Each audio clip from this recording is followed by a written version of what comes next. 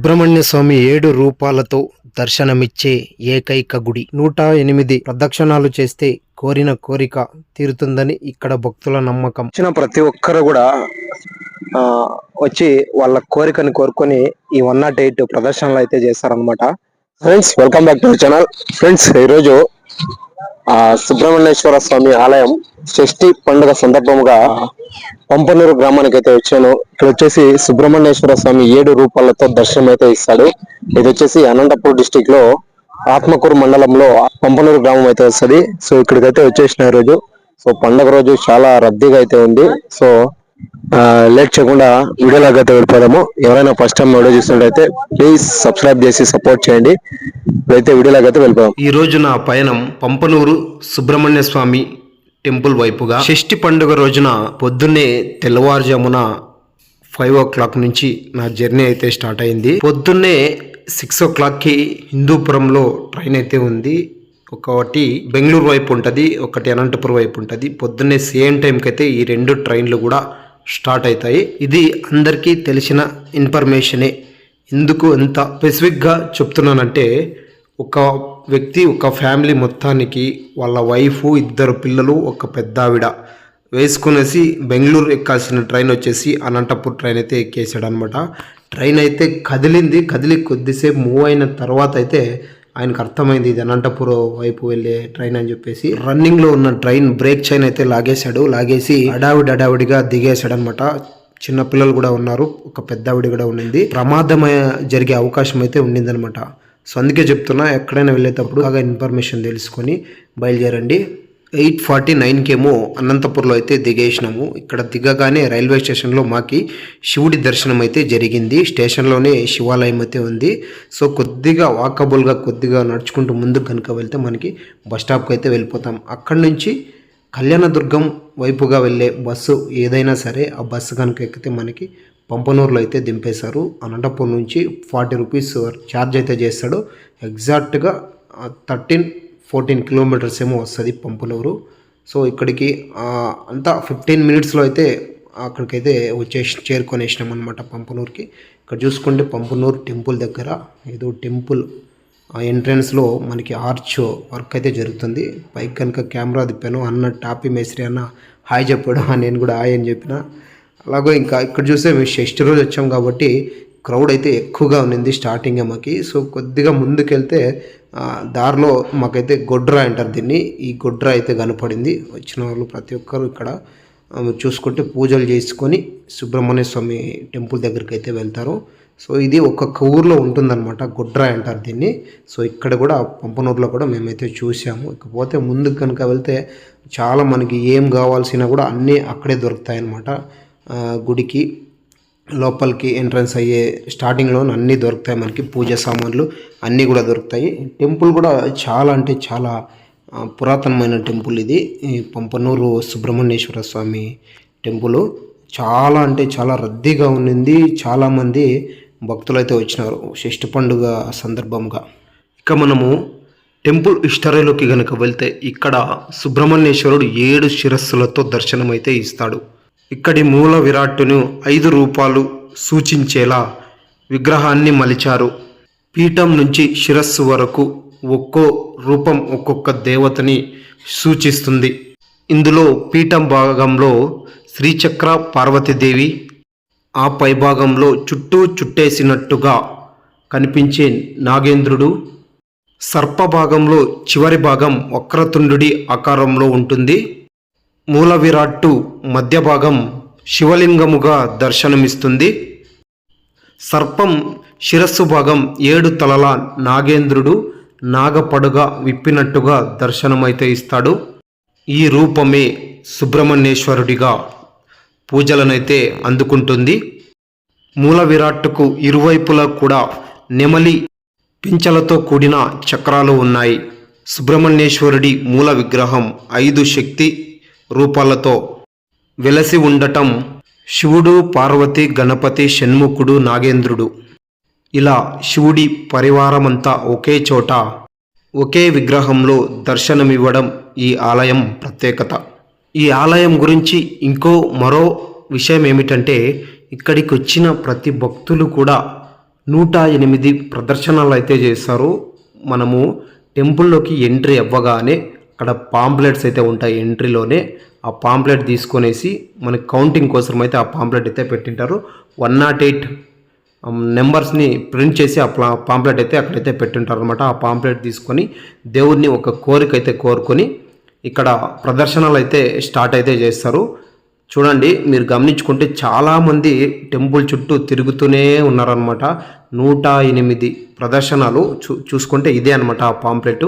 ఈ పాంప్లెట్ 108 నంబర్స్తో పాటు ఉంటుంది. అందరూ కూడా ఆ పాంప్లెట్ తీసుకొని టెంపుల్ చుట్టూ మీరు గమనించుకుంటే తిరుగుతూనే ఉన్నారనమాట.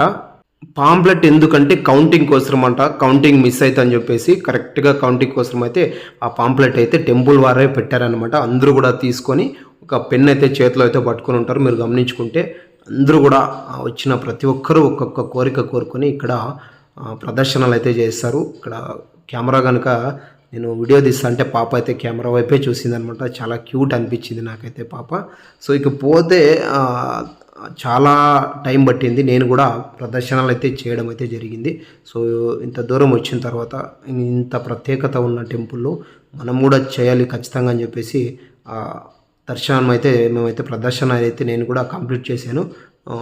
2 hours అయితే టైం అయితే పట్టింది. ఇకపోతే లోపలికి వెళ్ళేటప్పుడు కెమెరా అయితే పెట్టాను. సో ఎవరైతే కెమెరా లోపల పెట్టకూడదు అన్నారో అందుకైతే కెమెరా అయితే ఆఫ్ చేశాను. ఆ 7 శిరస్సులు 7 రూపంలో ఉన్న ఆ విగ్రహాన్ని అయితే నేను కవర్ చేద్దాం అనుకున్నా, కానీ కుదరలేదు. టెంపుల్ లోపల కెమెరా అలో లేదని చెప్పారనమాట. ప్రతి శ్రావణ మాఘ కార్తీక మాసాల్లో ప్రత్యేకమైన పూజలు ఈ ఆలయంలో నిర్వహిస్తారు. అలాగే ఎవరైనా టెంపుల్కి వెళ్ళాలి అనుకుంటే కనుక సండే అయితే వెళ్ళండి. సండే ప్రతిరోజు ఎప్పుడు కూడా ప్రత్యేకమైన పూజలు అయితే చేస్తుంటారు ఈ టెంపుల్లో. 500 సంవత్సరాల కిందట శ్రీకృష్ణదేవరాయల కాలంలో ఈ ఆలయం నిర్మించడం జరిగింది.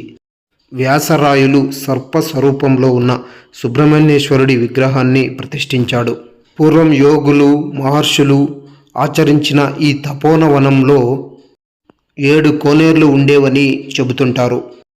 ప్రస్తుతం ఈ 7 కోనేర్లలో 6 కోనేర్లు శిథిలం కాగా ఆలయం ముందు భాగంలో ఉన్న ఒక్క కోనేరు మాత్రమే మిగిలి ఉంది.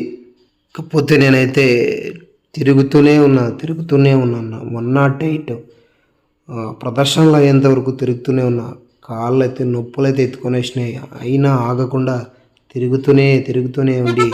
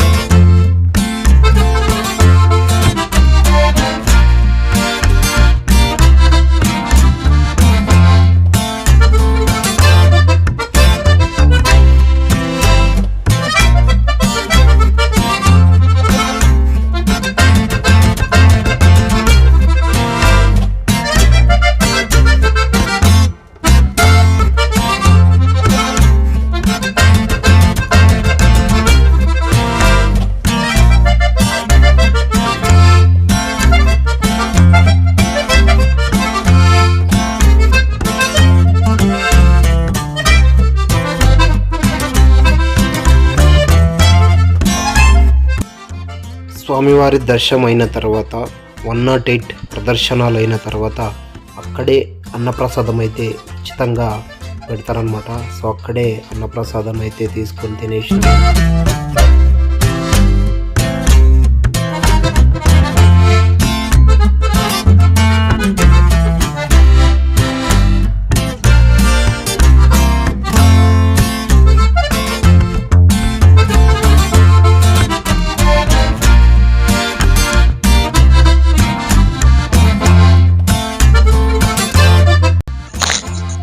ఫ్రెండ్స్, పంపనూరులో సుబ్రహ్మణ్యేశ్వర స్వామి దేవాలయం దగ్గర ఇప్పుడు వచ్చేదిని 108 ప్రదర్శనలు అయితే చేయాలన్నమాట. సో మాకైతే కంప్లీట్ చేశాను. నాకైతే 2 hours టైం అయితే పట్టింది. చాలా టైర్డ్ అయిపోయాను అది చేసిన తర్వాత మాత్రము. సో ఇక్కడికి వచ్చిన ప్రతి ఒక్కరు కూడా వాళ్ళ కోరికను కోరుకొని ఈ 108 ప్రదర్శనలు అయితే చేస్తారనమాట. సో ఇక్కడ చాలా నిష్ఠగా వచ్చి వాళ్ళు చేసిన వాళ్ళకి ప్రతి ఒక్కరికి కూడా ఈ కోరుకున్న కోరికలు తీరుస్తాయని ఇక్కడ భక్తుల నమ్మకం. ఫ్రెండ్స్, నేను కూడా ఈరోజు వచ్చి ఈ టెంపుల్ మొత్తం కవర్ చేసి 108 ప్రదర్శనలు అయితే కంప్లీట్ చేశాను. సో చాలా బాగుంది టెంపుల్. ఒకసారి అయితే రండి. అయితే షష్ఠి పండుగ రోజునైతే వచ్చినాను. చాలా అంటే చాలా క్రౌడ్ ఉంది, మామూలుగా లేరు, జనం ఎక్కువ వచ్చినారు అనమాట.